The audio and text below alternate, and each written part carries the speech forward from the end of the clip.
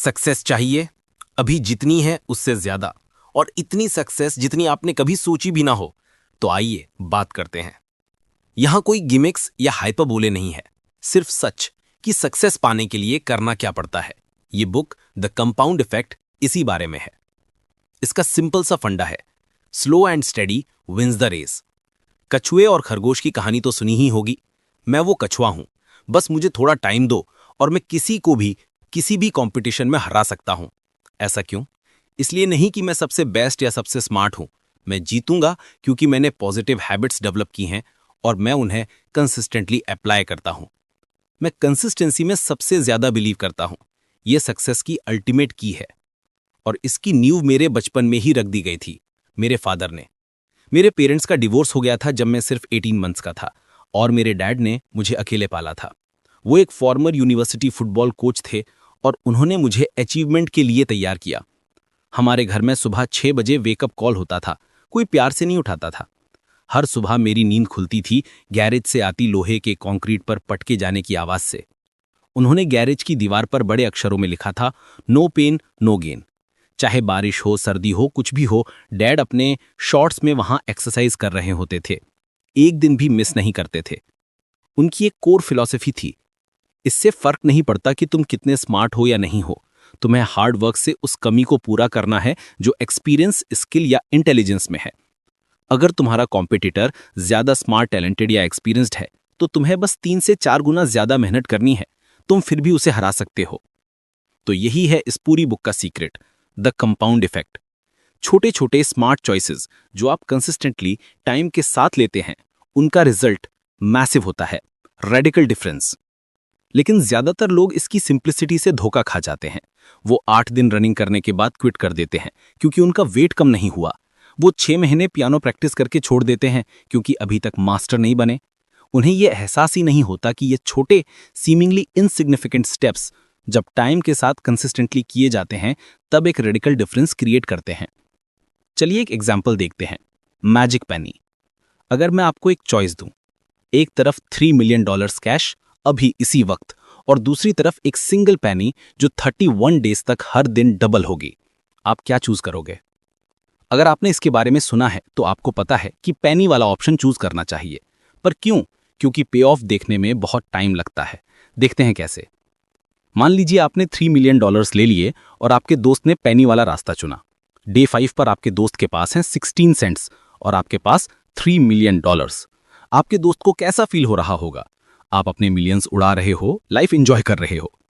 20 दिन पूरे हो गए, अब सिर्फ 11 दिन बचे हैं। आपके दोस्त के पास हैं सिर्फ $5,243।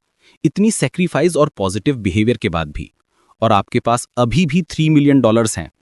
लेकिन अब कंपाउंड इफेक्ट का इनविजिबल मैजिक विजिबल होना शुरू होता है। डे 29 पर आपके पास 3 मिलियन है और आपके दोस्त के पास अराउंड $2.7 मिलियन। वो अभी भी पीछे है। लेकिन डे 30 पर वो आगे निकल जाती है विथ $5.3 मिलियन और रेस के आखिरी दिन डे 31 पर वो आपको धूल चटा देती है। उसके पास हैं $10,73,418.24। आपके $3 मिलियन से 3 टाइम से भी ज्यादा। देखा कंसिस्टेंसी ओवर टाइम कितनी इंपॉर्टेंट है। यही है मैजिक ऑफ कंपाउंडिंग और ये फोर्स आपकी लाइफ के हर एरिया में इक्वली पावरफुल है। एक और एग्जाम्पल लेते हैं 3 फ्रेंड्स का, लैरी, स्कॉट एंड ब्रैड। तीनों साथ में बड़े हुए, एक ही नेबरहुड में रहते हैं और सबकी सैलरी अराउंड $50,000 पर ईयर है। तीनों मैरिड हैं, हेल्थ और बॉडी वेट भी एवरेज है। लैरी वही करता रहता है जो हमेशा से करता आया है। वो खुश है या उसे लगता है कि वो खुश है, बस कभी कभी कंप्लेन करता है कि लाइफ में कुछ बदलता नहीं। दूसरा दोस्त है स्कॉट। वो कुछ छोटे पॉजिटिव चेंजेस करना शुरू करता है। वो हर दिन 10 पेजेस एक अच्छी बुक के पढ़ता है। काम पर जाते वक्त 30 मिनट्स कुछ इंस्ट्रक्शनल या इंस्पिरेशनल सुनता है। अपनी डाइट से हर दिन सिर्फ 125 कैलोरीज कट करने का डिसाइड करता है। कोई बड़ी बात नहीं, हो सकता है 1 कप सीरियल कम या सोडा की जगह पानी। साथ ही उसने दिन में कपल ऑफ 1000 एक्स्ट्रा स्टेप्स चलना शुरू कर दिया है, जो 1 माइल से भी कम है। कोई भी कर सकता है। तीसरा दोस्त है ब्रैड। वो कुछ पुअर चॉइसेस करता है। उसने एक नया बिग स्क्रीन टीवी खरीदा है, फूड चैनल पर देखी हुई चीजी कैसरोल्स और डिजर्ट्स ट्राई कर रहा है और हफ्ते में एक अल्कोहलिक ड्रिंक ऐड कर ली है। नथिंग क्रेजी, ब्रैड बस थोड़ा और फन करना चाहता है। 5 मंथ्स के एंड तक तीनों में कोई खास डिफरेंस नहीं दिखता। 10 मंथ्स के एंड तक भी कोई नोटिसेबल चेंज नहीं है। डिफरेंस दिखना शुरू होता है अराउंड द 18th मंथ, लेकिन मंथ 25 तक हमें रियल मेजरेबल डिफरेंसेस दिखने लगते हैं। मंथ 27 पर एक बड़ा डिफरेंस और मंथ 31 तक चेंज स्टार्टलिंग है। ब्रैड अब मोटा हो चुका है, जबकि स्कॉट ट्रिम है। सिर्फ 125 कैलोरीज पर डे कट करके स्कॉट ने 31 मंथ्स में 33.5 पाउंड्स लूज किए हैं। ब्रैड ने सिर्फ 125 एक्स्ट्रा कैलोरीज खाई हैं और 33.5 पाउंड्स गेन कर लिए हैं। अब ब्रैड का वेट स्कॉट से 67 पाउंड्स ज्यादा है। लेकिन डिफरेंस सिर्फ वेट का नहीं है। स्कॉट ने ऑलमोस्ट 1000 आवर्स अच्छी किताबें पढ़ने और सेल्फ इंप्रूवमेंट ऑडियो सुनने में इन्वेस्ट किए हैं। अपनी नई नॉलेज को प्रैक्टिस में लाकर उसे प्रमोशन और रेज मिला है। उसकी मैरिज भी थ्राइव कर रही है। ब्रैड काम पर नाखुश है और उसकी मैरिज भी ऑन द रॉक्स है। और लैरी ठीक वहीं है जहां वो 2.5 years पहले था, बस अब थोड़ा और बिटर हो गया है। कंपाउंड इफेक्ट की पावर इतनी ही सिंपल है, पर ये इससे भी डीपर जाती है। एक छोटा सा चेंज भी एक अनएक्सपेक्टेड रिपल इफेक्ट क्रिएट कर सकता है। ब्रैड के केस में ज्यादा रिच फूड खाने की आदत से वो स्लगिश हो गया, सुबह ग्रॉगी उठता, जिससे क्रैंकी रहता। इसका असर उसकी वर्क परफॉर्मेंस पर पड़ा। एनर्जी लेवल कम होने से उसने अपनी वाइफ के साथ वॉक्स पर जाना बंद कर दिया। उसने खुद में और दूसरों में गलतियां निकालनी शुरू कर दी और धीरे धीरे उसकी लाइफ के हर एस्पेक्ट पर इसका नेगेटिव इम्पैक्ट पड़ा। इसी तरह स्कॉट की छोटी छोटी पॉजिटिव हैबिट्स ने उसकी लाइफ के हर एरिया में पॉजिटिव रिपल इफेक्ट क्रिएट किया। It's that simple. तो अब सवाल चॉइसेस पर आता है। आपकी लाइफ में जो कुछ भी है वो इसलिए है क्योंकि आपने कभी उसके बारे में कोई चॉइस की थी। हर चॉइस एक बिहेवियर शुरू करती है जो टाइम के साथ एक हैबिट बन जाती है। You make your choices and then your choices make you. आपका सबसे बड़ा चैलेंज ये नहीं है कि आप जानबूझकर बैड चॉइसेस कर रहे हैं। आपका चैलेंज ये है कि आप अपनी चॉइसेस को स्लीप वॉकिंग करते हुए ले रहे हैं। हाफ द टाइम आपको पता भी नहीं होता कि आप कोई चॉइस ले रहे हैं। तो इस स्लीप वॉकिंग को कैसे रोकें? एक ही तरीका है, 100% रिस्पॉन्सिबिलिटी लेना। मैं जब 18 ईयर्स का था, एक सेमिनार में था। स्पीकर ने पूछा, एक रिलेशनशिप को वर्क कराने में आपकी कितनी शेयर्ड रिस्पॉन्सिबिलिटी होती है? मैंने कहा 50-50। किसी और ने कहा 51-49। तब इंस्ट्रक्टर ने बोर्ड पर लिखा 100/0। आपको 100% देने के लिए रेडी रहना पड़ेगा, 0 एक्सपेक्टेशन के साथ।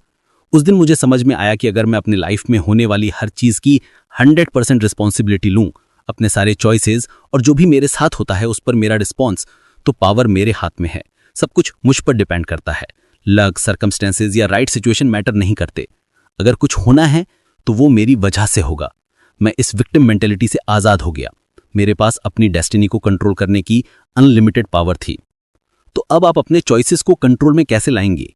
एक सीक्रेट वेपन है, ट्रैकिंग। ये मेरी पर्सनल डेवलपमेंट की सबसे ग्रेट स्ट्रेटजीज में से एक है। अपनी लाइफ का कोई भी एक एरिया चुनिए जिसमें आप सबसे ज्यादा सक्सेसफुल होना चाहते हैं। हो सकता है आप डेट से बाहर निकलना चाहते हैं या वेट लूज करना चाहते हैं। तो जो भी एरिया आपने चुना है उससे रिलेटेड हर एक्शन को ट्रैक करना शुरू कर दीजिए। एक छोटी सी नोटबुक हमेशा अपने पास रखिए और सब कुछ लिखिए, हर दिन, विदाउट फेल। मैं जब 20s में था, मैं रियल एस्टेट में काफी पैसा कमा रहा था। एक दिन मेरे अकाउंटेंट ने बोला, तुम्हें टैक्सेस में $1 लाख से ज्यादा देने हैं। मैं शॉक में था, इतना कैश मेरे पास नहीं था। उसने पूछा, पैसे गए कहां? और मेरे पास कोई जवाब नहीं था। I don't know. तब मेरे अकाउंटेंट ने मुझे एक काम दिया। 30 डेज तक मैंने जो भी एक सेंट खर्च किया उसे एक नोटपैड में लिखा। इस एक्सरसाइज ने मेरी आंखें खोल दी। मुझे अपनी अनकॉन्शियस स्पेंडिंग चॉइसेस के बारे में अवेयरनेस आई। क्योंकि मुझे सब कुछ लिखना पड़ता था, मैं कई चीजें खरीदने से बचने लगा ताकि मुझे वो नोटबुक निकालकर लिखना ना पड़े। ट्रैकिंग इसलिए काम करती है क्योंकि ये आपके एक्शंस पर मोमेंट टू मोमेंट अवेयरनेस लाती है। All winners are trackers. तो कम से कम एक हफ्ते के लिए एक एरिया में अपने बिहेवियर को ट्रैक कीजिए, आइडियली 21 डेज तक। आपको पता है, आपका हर दिन का $4 का कॉफी हैबिट 20 ईयर्स में आपको $51,833.79 का पड़ सकता है। जी हाँ, क्योंकि अगर आप वो $4 हर दिन इन्वेस्ट करते एट 8%, तो 20 ईयर्स में इतना बन जाता। हर $1 जो आप आज खर्च करते हैं वो आपकी फ्यूचर पॉकेट से ऑलमोस्ट $5 निकालने जैसा है। ट्रैकिंग से ऐसी अवेयरनेस आती है। ये छोटे छोटे कोर्स करेक्शंस ही हैं जो ओवर टाइम अमेजिंग रिजल्ट्स देते हैं। शुरू में कोई तालियां नहीं बजाएगा, पर आगे जाकर इनका कंपाउंडिंग इफेक्ट एक एक्सेप्शनल पे ऑफ देगा। अब आते हैं हैबिट्स पर। एरिस्टोटल ने लिखा था, we are what we repeatedly do. एक स्टडी के मुताबिक 95% of everything we feel, think, do and achieve learned habit का ही रिजल्ट है। हमारी हैबिट्स ही हमें बनाती हैं। आपने लैरी बर्ड का नाम सुना है, ग्रेटेस्ट बास्केटबॉल प्लेयर्स में से एक। लेकिन वो सबसे एथलेटिक नहीं थे, तो उन्होंने ये कैसे किया? उनकी हैबिट्स ने, उनका रिलेंटलेस डेडिकेशन टू प्रैक्टिस। वो रोज सुबह स्कूल से पहले 500 फ्री थ्रो शॉट्स प्रैक्टिस करते थे। इस तरह के डिसिप्लिन से उन्होंने अपने गॉड गिवन टैलेंट का पूरा फायदा उठाया। तो हम अपनी बैड हैबिट्स को कैसे तोड़ें? विल पावर से नहीं, विल पावर काफी नहीं है। Forget about will power, it's time for why power. आपके चॉइसेस तभी मीनिंगफुल हैं जब आप उन्हें अपने डिजायर्स और ड्रीम से कनेक्ट करते हैं। आपको कुछ चाहिए और आपको पता होना चाहिए कि वो क्यों चाहिए, वरना आप बहुत जल्दी गिव अप कर देंगे। आपका वाई क्या है? एक एग्जाम्पल देता हूं। अगर मैं जमीन पर एक 10 इंच चौड़ा और 30 फीट